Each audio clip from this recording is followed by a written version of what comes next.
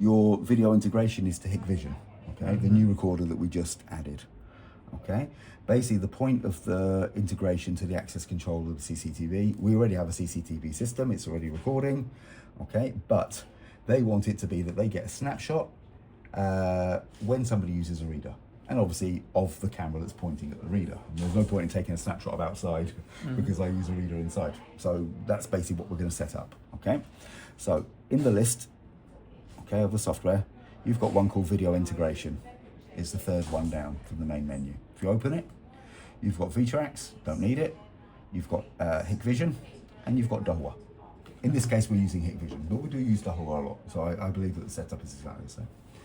We click on Hikvision, okay, and at the minute you can see one called Unitech MVR. This is the MVR that I've already added, okay? When you click on it, you will see the cameras. I can't add the cameras because I have to increase the resolution or use a different monitor, okay? Because it's 64 cameras. But I'll show you with a smaller version how to do it, and I know that your monitor takes it.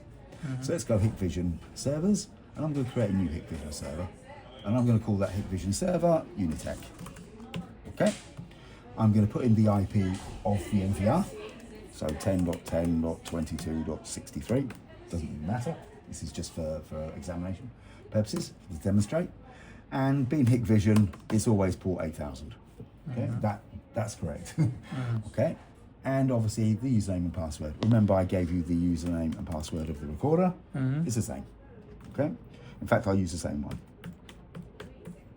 This is admin with one. It's Unitech. Unitech 123. Unitech with 1 and 3, 2025 exclamation. and exclamations. Yes.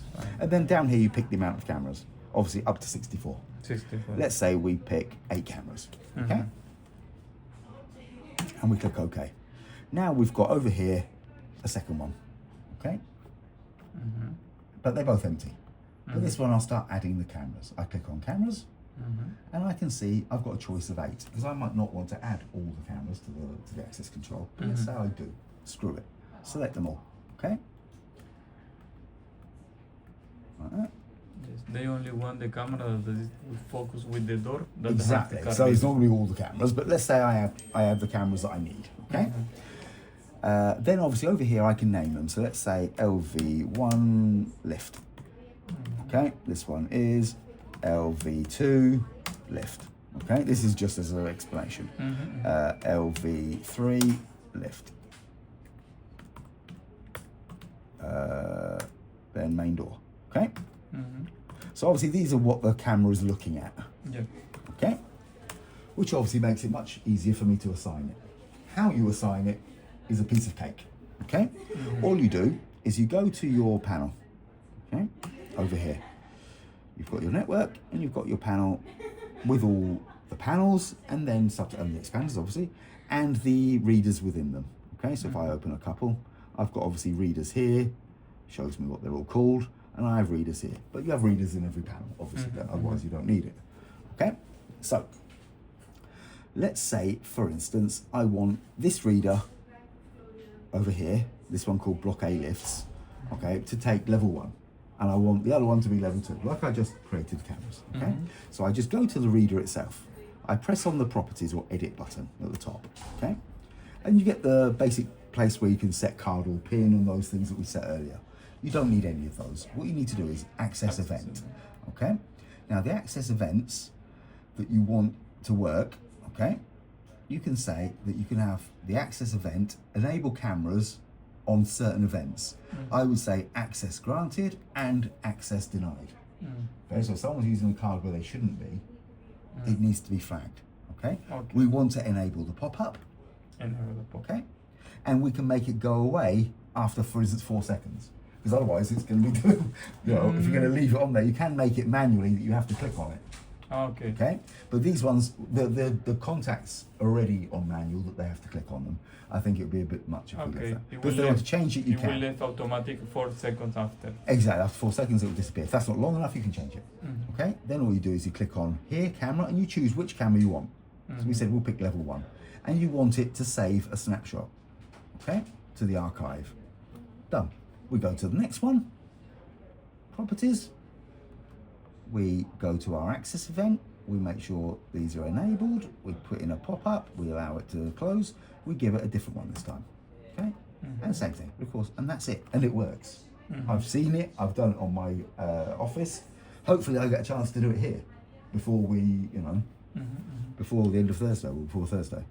Okay? So that's working, and that's how it works. Now, how do you find the pictures? Because obviously they will come up. You will see them. But if you don't see it in 4 seconds, how do you see it? That disappeared, the picture will Yes, disappear. yes, from the But they screen. will save some, Yes, some, from the screen, somewhere. but they are being saved. Now, obviously, I've just sent you that picture regarding the link of where it actually goes. So according to this, it's under the C drive. Okay, so we go, where are we? Go into my C drive here. Okay, and then we go to program data. Okay, let's find it. Program data, which is a hidden folder. So make sure you have hidden folders enabled. Rosslare,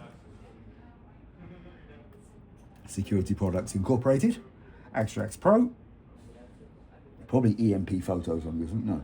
Okay, the date, this 28 of the log files, so that's wrong. And of course, no matter. Under this log files, yes, you will get a folder for each camera. They haven't been created because we haven't saved any snapshots. You understand? But that's where they are. I've sent you that link that the supplier sent to me, and I had actually it's not before logs, it's here. This is the folder. Okay, it will be level with the log files. There'll be one called, for instance, whatever you call the name of the camera is what the name of the folder will be. Okay. Okay, then they can just click on it, and then they're all obviously in date order, and then they're named with the date as well, and you can just click on them. I don't have any on this because I did that test on my Office PC, but I did verify. I checked that the link was correct and everything, because I sent them an email to say, okay, if I don't see them in 4 seconds, where the heck are they? How do I find them? So that bit's fine. That works.